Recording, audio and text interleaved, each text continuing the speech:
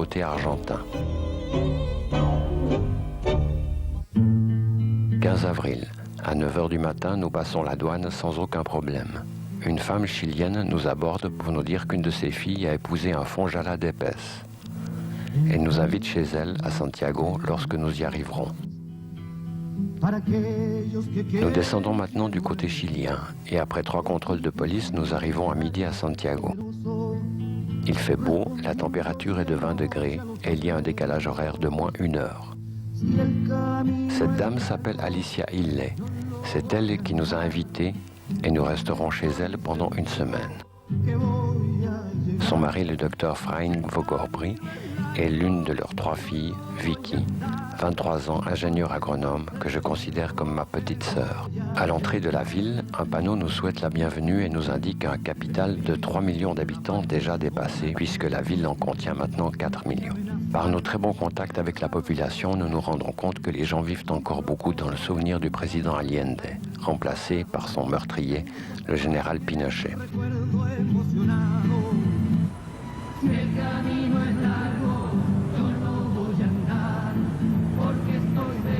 Au centre de la ville, nous découvrons le palais de la Moneda qui fut bombardé par l'aviation de Pinochet et dont la reconstruction interne est encore inachevée. 22 avril. Après avoir passé une enrichissante semaine chez Alicia Ille, nous sommes invités à aller vivre chez 3 filles dont nous avons fait la connaissance. Elles s'appellent Rosie, Veronica et Marta. Au centre de Santiago, rien ne nous indique que la vie devient de plus en plus difficile pour le peuple chilien. Pourtant, l'inflation galope. Les industries étrangères occupent toujours plus le terrain, telle Citroën qui s'est installée dans le pays et qui fabrique ce modèle un peu particulier de 2 chevaux. Les symboles de développement du pays sont partout présents. La richesse des USA et le modernisme de la tour du palais de Pinochet contrastent avec les vestiges d'un temps révolu.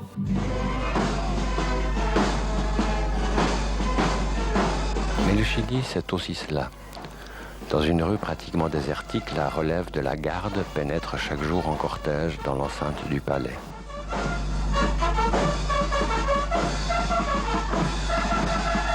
En passant officiellement par le bureau du protocole, j'obtiens une autorisation spéciale pour aller filmer à l'intérieur. En règle générale, les policiers et les militaires sont toujours très sympathiques avec nous. Vis-à-vis de l'opinion internationale, on cherche à noyer le poisson. À titre comparatif, il faut savoir que le salaire d'un soldat est de $100 par mois. Celui d'un officier est de $1500 plus voiture et maison à disposition, alors que le salaire mensuel d'un paysan n'est que de $30.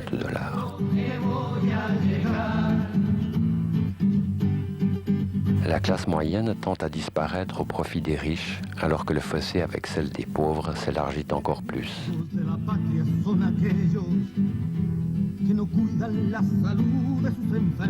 Et il est vrai que pour le petit Suisse confortable que je suis, mon premier contact avec la misère me rend tellement mal à l'aise que je n'arrive à la filmer que de très loin, avec mon téléobjectif. Chacun garde ses distances. 24 avril, j'ai défoncé la galerie du toit contre la branche d'un arbre bordant l'avenue Julio Prado. Mercredi 26 avril, j'ai reçu une lettre de mon amie André m'indiquant qu'elle a beaucoup de problèmes dans son petit village perdu en pleine Amazonie équatorienne, là où elle travaille bénévolement comme infirmière. Je décide d'aller la chercher. Il me faudra 36 heures pour la rejoindre. De là, en 1 mois, au moyen de voitures, trains et bus, nous traversons l'Équateur et redescendons au Chili pour retrouver André, mon compagnon de route, et le Dodge. Mon amie et Rosie, l'une des 3 filles qui nous hébergent, se lient rapidement d'amitié et décident de partir ensemble jusqu'à Cusco. Vendredi 16 juin, nous quittons Santiago pour les rejoindre au Pérou. C'est le moment, car maintenant l'hiver s'est installé et il fait 16 degrés. Nous remontons vers le nord, le chaud nous y attend. Un dernier regard vers ce peuple chilien si accueillant sous la forme de la danse nationale, la cueca. Selon le oui-dire populaire, cette danse s'inspirerait du manège de séduction du dindon envers sa femelle. Le Dodge roule bien. Nous arrivons au bord de l'océan Pacifique.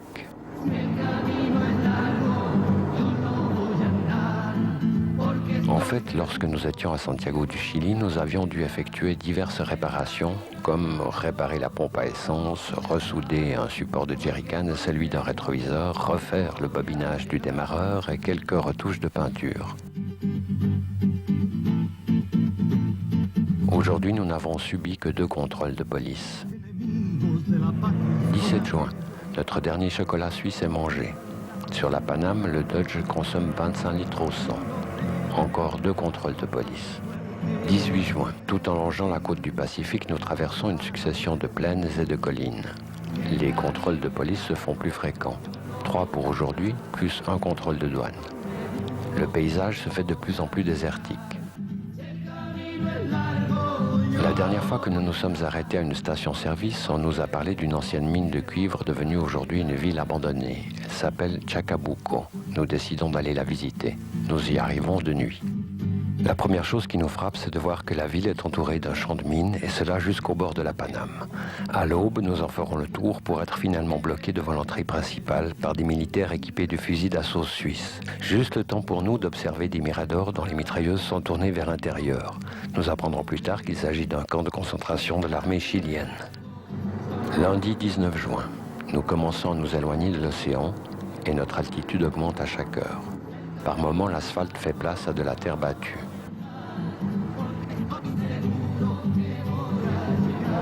Le paysage se fait de plus en plus vallonneux et montagneux. La seule verdure existante est celle que nous observons sur les rivages d'une rivière au fond d'une vallée.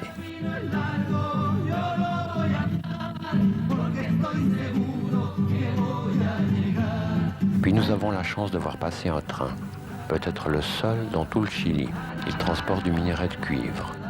À la fin du jour, nous admirons d'un côté du Dodge le coucher du soleil et de l'autre, le lever de lune. Pendant la nuit, nous passerons la frontière péruvienne sans aucun problème. Sur la route, nous aurons par contre 4 contrôles de police.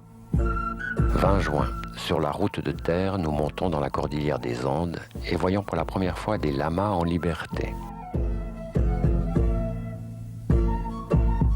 Les 4000 mètres d'altitude des hauts plateaux nous obligent à effectuer quelques réglages sur le carburateur. Nous sommes maintenant complètement isolés et pour la première fois, nous devons faire notre propre cuisine. À cause de l'altitude, il faut plus de 30 minutes pour faire bouillir de l'eau sur notre cuisinière à gaz. Le décalage horaire avec le Chili est de moins 1 heure. Nous traversons des paysages fantastiques, tels cette vallée recouverte non pas de neige, mais de sel, vestige des océans il y a des millions d'années. Puis ici, un peu de glace. 21 juin, à 10h30, au détour d'un virage, nous entrons en collision avec le seul camion que nous verrons. Plus de peur que de mal. Puis nous traversons 2 rivières à gué. La nuit, il fait très froid. Notre chauffage autonome à essence nécessite aussi quelques réglages de carburation. Au Pérou, l'essence n'a que 83 octanes et ne coûte que 34 centimes le litre. Les paysages se suivent et ne se ressemblent pas. Un instant, j'aperçois courant à grande vitesse une vigogne, animal en voie de disparition. 22 juin à 14h, après 2 contrôles de police et quelques ennuis de pompe à essence, nous atteignons Cusco. Cette ville se situe à 3400 mètres d'altitude et est peuplée d'Indiens parlant essentiellement le quechua et l'espagnol. Samedi 24 juin, dans l'enceinte de la forteresse Inca de Sacsayhuamán, qui surplombe la ville, se déroule la fameuse fête du soleil. Les Indiens envahissent la place depuis 7 heures le matin. 6 heures d'attente avant que la fête ne commence. 20 000 spectateurs sont présents. En bas, les touristes payent leur place 40 francs pour ne pas voir grand-chose. Alors que parmi les Indiens, sur les ruines, la vue d'ensemble est parfaite et c'est gratuite. Beaucoup de télévisions étrangères sont présentes. L'attente se fait longue. Puis, à 13h, les premiers figurants apparaissent. Le décor est planté. Fausse estrade et sculptures en bois peint. Faux tissus et fausses couleurs ne correspondant pas aux coutumes des Incas. mais aussi danse faussée, ou du moins adaptée à des goûts chorégraphiques plus actuels pour un public majoritairement américain.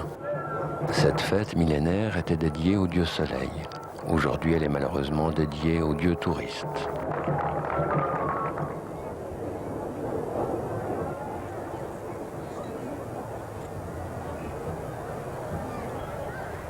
Après une longue introduction et de nouveau une longue attente pendant laquelle les marchands de boissons et de victuailles font fortune, les fausses prêtresses introduisent solennellement le faux empereur Inca, transporté par 8 hommes sur son trône de bois.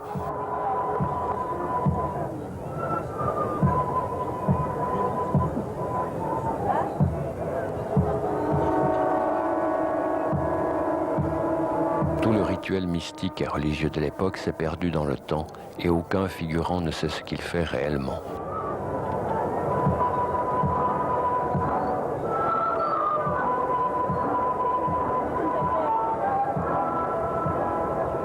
C'est maintenant l'empereur Inca qui nous fait un discours en quechua accompagné d'un horrible effet sonore, connu celui-là, qui s'appelle le Larsen.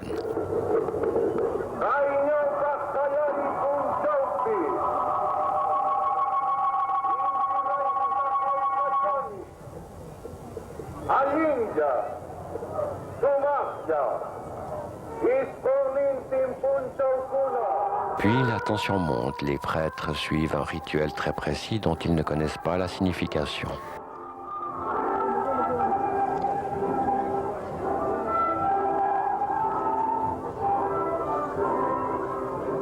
Le grand prêtre célèbre ses incantations au dieu soleil.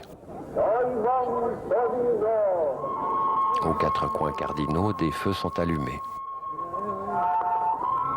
Tous les figurants se couchent sur la terre et se voilent la face, alors que 10 hommes s'en vont chercher le lama voué à l'affreux sacrifice.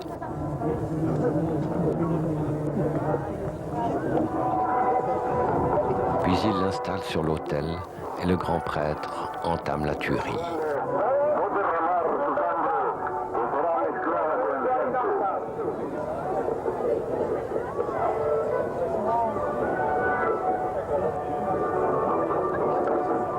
Il en extrait le cœur pour l'offrir au dieu soleil. Ce pauvre lama est ensuite enterré au pied de l'estrade.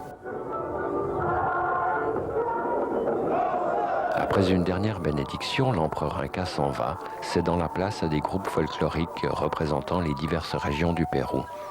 On touche enfin, peut-être, à quelque chose de plus véridique.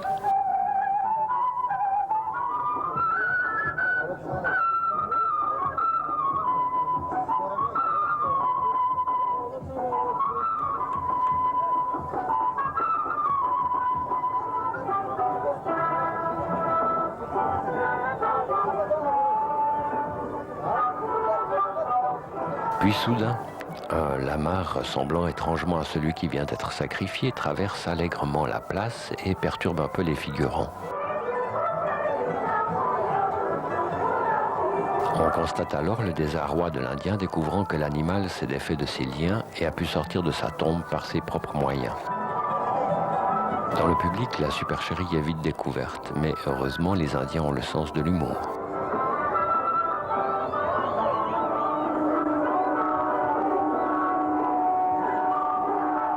Puis, toujours transporté à dos d'homme, mais dans l'indifférence générale, l'empereur Inca quitte la scène, suivi de ses prêtres.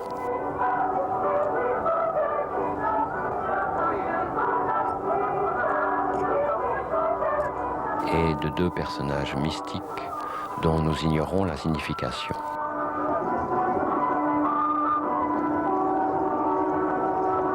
Le public ne suivant pas la sortie, nous nous attendons à quelque chose de nouveau. En effet, on nous gratifie sur cette antique place Inca de la grande parade de la fanfare militaire nationale. Celui qui apprécie le plus, c'est le vrai lama faussement sacrifié.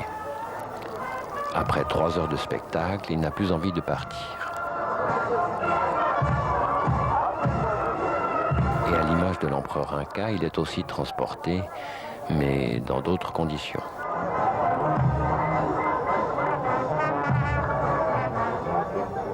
Mardi 27 juin, nous décidons de faire le chemin des Incas, qui nous amènera jusqu'à Machu Picchu. Levé à 4 heures du matin, nous prenons le train et descendons au kilomètre 88.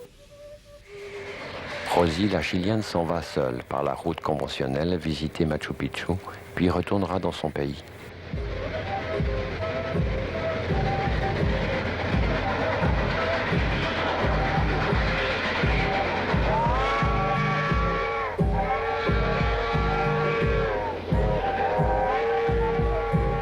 De notre côté, nous avons formé un groupe de 7 personnes.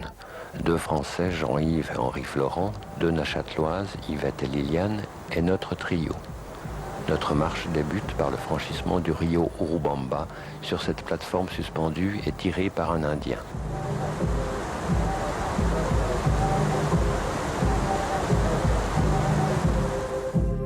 Elle se poursuit par la douce traversée d'une forêt.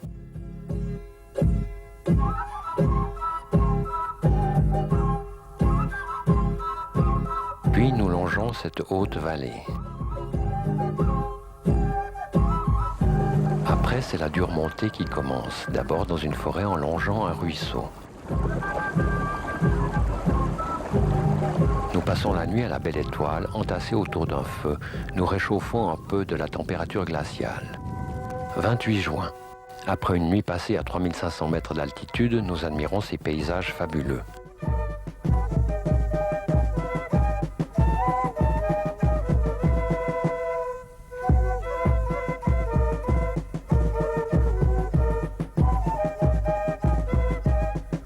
Nous continuons à grimper dans la forêt tout en marchant péniblement le long du ruisseau.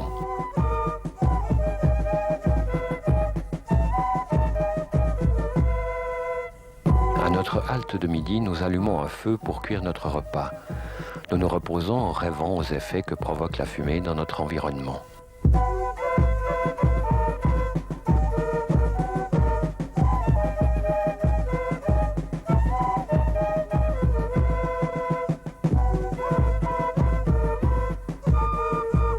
Notre marche reprend. Nous grimpons jusqu'à 3800 mètres. André souffre du mal de l'altitude. Nous n'irons pas plus loin pour aujourd'hui. 29 juin. La montée continue. Nous passons enfin le premier col. C'est le plus dur. Il se trouve à 4200 mètres d'altitude. De l'autre côté, une succession de vallons et de montagnes nous attendent. La descente est aussi difficile que la montée.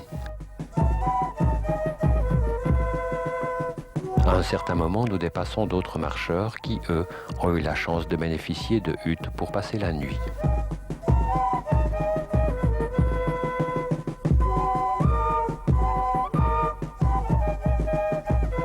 Nous savons maintenant que nous devons traverser cette épaisse végétation et nous sommes étonnés de la trouver si dense à de telles altitudes.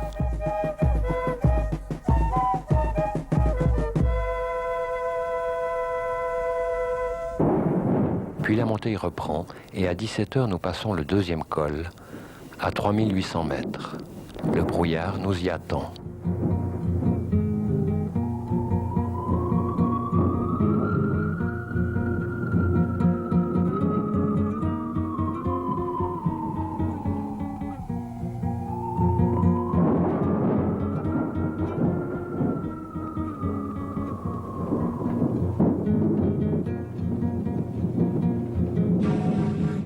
De l'autre côté, en contrebas, nous découvrons un petit lac. Nous y descendons et trouvons une grotte dans laquelle nous nous installons pour passer la nuit. « 30 juin. Au petit déjeuner, nous buvons du chocolat chaud. Nous l'avons découvert au pied de la grotte. Heureusement, car notre réserve de nourriture n'est pas suffisante.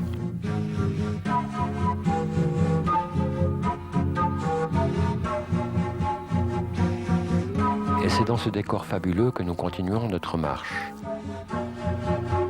Tout en bas, le rio Urubamba nous indique que nous allons dans la bonne direction. Le chemin est parfois très escarpé. Puis soudain, nous arrivons sur les ruines d'un ancien poste d'observation.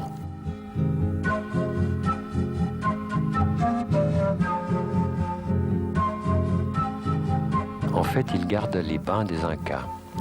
Nous y restons 1 heure afin de nous rafraîchir et de faire notre toilette.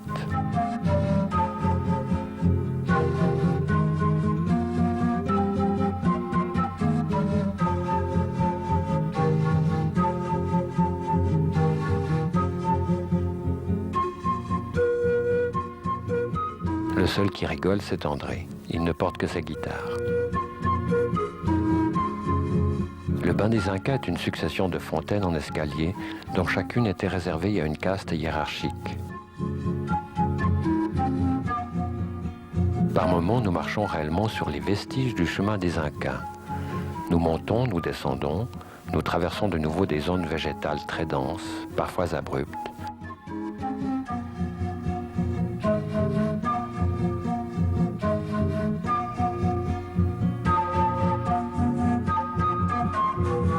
Petit à petit, quelque chose nous dit que nous approchons du but.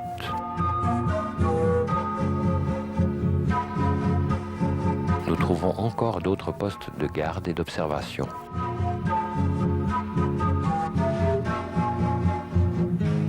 Puis, un point de repère spécifique. Le chantier abandonné d'un hôtel dont le dynamitage de la montagne, nécessaire à sa construction, a provoqué d'énormes éboulements que nous devons malgré tout traverser. Et c'est épuisé, après 9 heures de marche, que nous passons la nuit sur ce chemin. 1er juillet, levé à 6h30, il nous reste 30 minutes de grimper sur les ruines de cet escalier pour arriver à la forteresse qui défendait la vallée de Machu Picchu. Comme physiquement j'ai atteint mes limites, je m'y repose en attendant que le brouillard se lève. Puis c'est la récompense. Nous apercevons enfin ce site incroyable.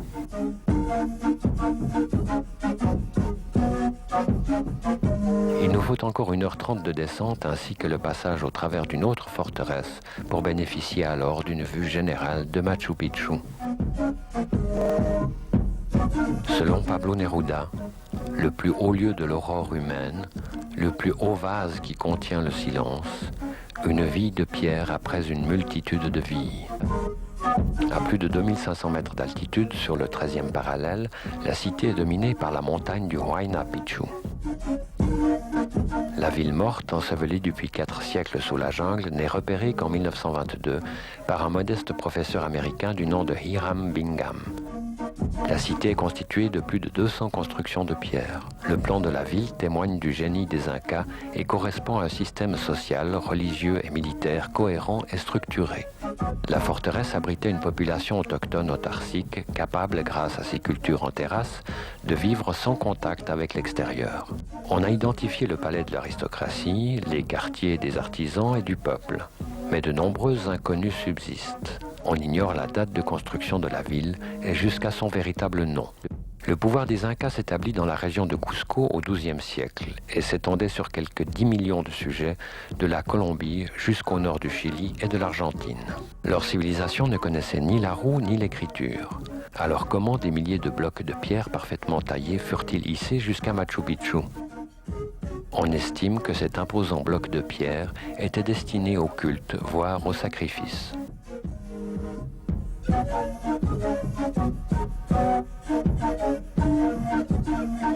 Si Machu Picchu est restée si longtemps ignorée, c'est qu'elle a été construite de manière à demeurer invisible depuis le fond de la vallée. La légende affirme que les derniers empereurs incas se réfugièrent à Machu Picchu. Mais à part un nombre exceptionnel de squelettes féminins découverts dans le cimetière sacré de la ville, rien ne vient appuyer cette romanesque hypothèse. Était-ce simplement une ville, une forteresse, une cachette pour les vierges du soleil ou une retraite pour les chefs incas fuyant l'envahisseur espagnol ? L'Intihuatana, la pierre des calculs, érigée très précisément en rapport avec le soleil et les étoiles, nous révèle que les Incas possédaient une grande connaissance de l'astronomie. L'astrologie et les mythes solaires paraissent nous fournir la clé de cet urbanisme. Par contre, on ne sait pas grand-chose sur les motifs et les circonstances de l'abandon et de la mort de la ville. Paradoxalement, l'un des rares hauts lieux ayant échappé aux destructions systématiques des conquistadors est celui d'une civilisation sans écriture.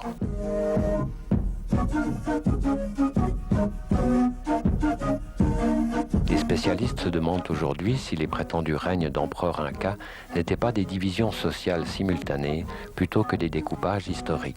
Les ruines perdues parmi les montagnes et la jungle gardent donc leur mystère. 9 juillet. Nous partons à 31 km à l'est de Cusco visiter le village de Pisac, réputé pour son marché. À part quelques touristes, c'est un haut lieu de rencontre des Indiens. C'est un des rares moments où l'on peut les observer sans les déranger. Ils y vendent ou troquent des légumes, de la volaille, du maïs et les incontournables feuilles de coca que nous goûtons bien sûr. On y trouve de l'artisanat local tel que des colliers de perles en terre cuite, mais aussi des pots, des statues, etc.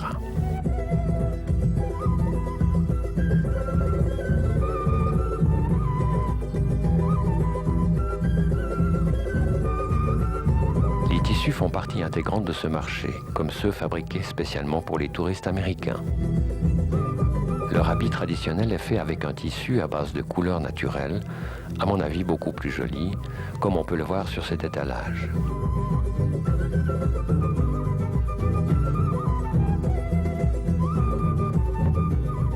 Puis à l'instar de cette indienne qui grimpe sur cette montagne avec une aisance incroyable, nous décidons aussi de monter jusqu'aux ruines de Pisac. 3 heures de marche sont nécessaires. Sur la montagne qui domine le village, les Incas construisirent une ville énorme et de nombreux temples. On y retrouve cette architecture typique, faite de pierres taillées d'une manière extraordinaire et assemblée sans la moindre parcelle de ciment.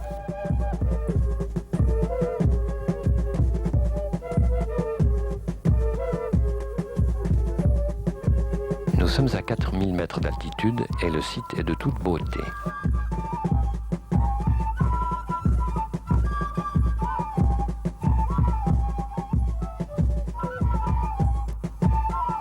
On peut y admirer les terrasses réservées à l'agriculture.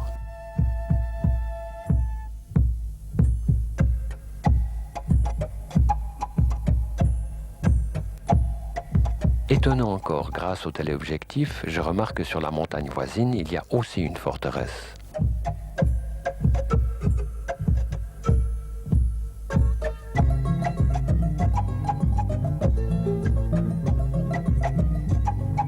La succession de ces places fortes devait vraisemblablement servir à la défense de la vallée sacrée.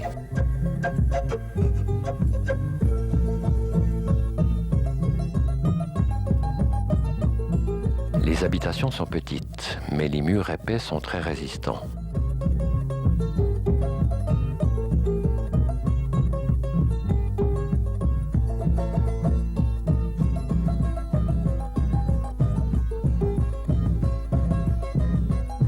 Cela fait maintenant un mois que nous écumons la région. C'est suffisant.